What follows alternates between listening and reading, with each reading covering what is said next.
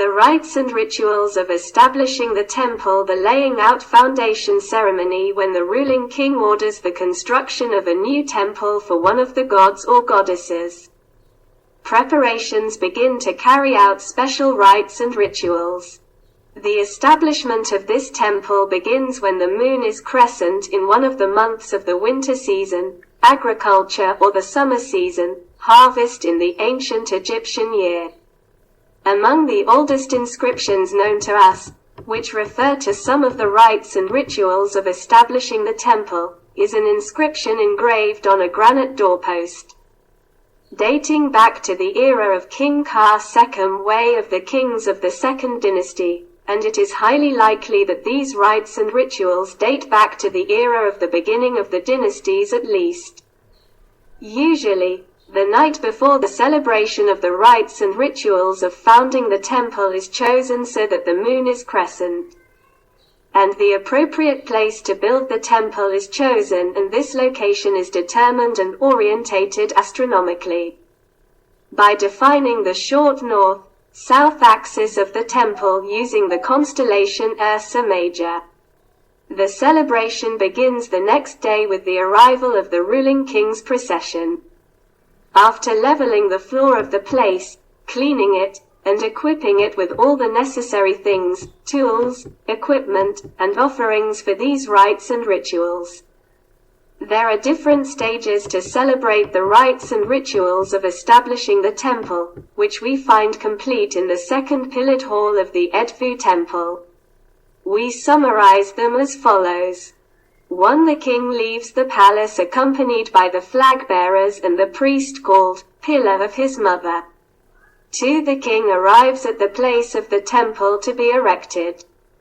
3. The king, along with a priestess representing the goddess Seshat, the goddess of writing, outlines the sacred area and determine the limit of the temple by fixing and setting 4 stakes or poles in the ground in its 4 corners, starting from north to south and then from east to west.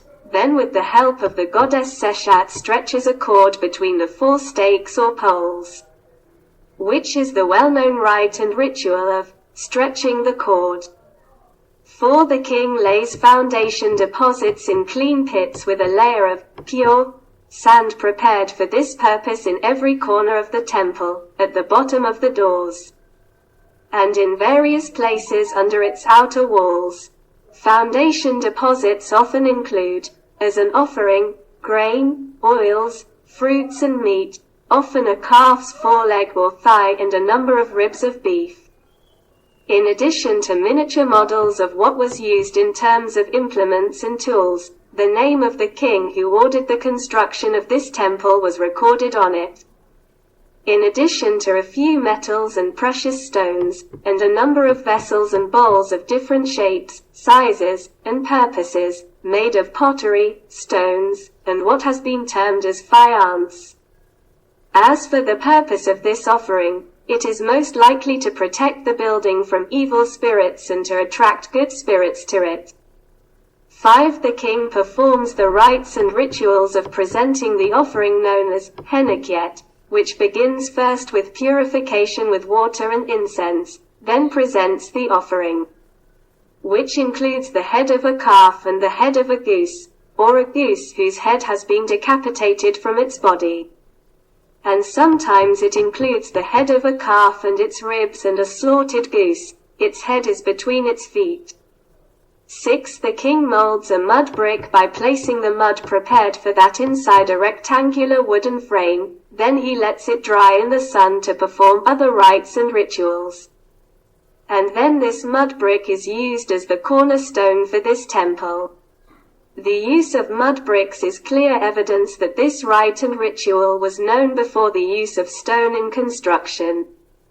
This ritual and rite is known in the Egyptian texts as Seket Japeth. 7. The king hoeing the ground in the places where he stood before to install the stakes or poles. And this ritual is known in the Egyptian texts as Bartar, that is, hoeing the land, and this work may refer to doing the foundation work for the temple. 8. The king performs a rite and ritual of throwing or pouring out the sand into the foundation deposit pits to fill them.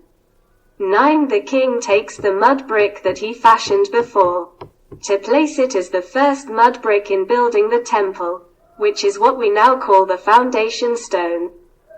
10. The king comes when the completion of the construction of the temple is near to symbolically cover the temple with gypsum, which is the rite and ritual known in the Egyptian texts as wetbessen, which means cleaning or polishing with the material bessen, which is gypsum, and the aim of it, as is well known, is cleanliness and purification. 11. The last rite in the rituals of founding the temple is the ritual of inauguration of the temple and devoting it to the worshipped God.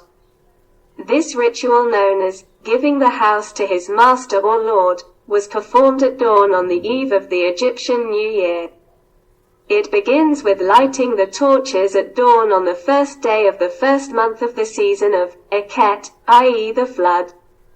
When the king comes in his great procession to perform this sacred task of dedication and consecration, which begins with placing the sacred statue of the god who owns the temple and the statues of the sacred gods and goddesses who came to witness this celebration of offering and presenting the temple in one or more shrines and chapels.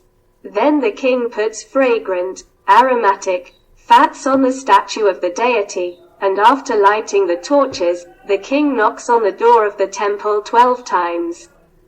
Perhaps to expel evil spirits before entering the statue of the deity into his house.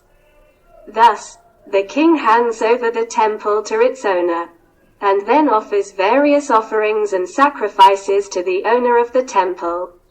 Club, mallet, hammer, perimeter, measuring, hammering, bounding into the ground, hacking up the ground and starting the excavation of the foundation trench until reaching the subterranean water table. Cut the excavation of the foundation trench, filling the trench with sand, scattering, sprinkling, nitrite equals natron salt.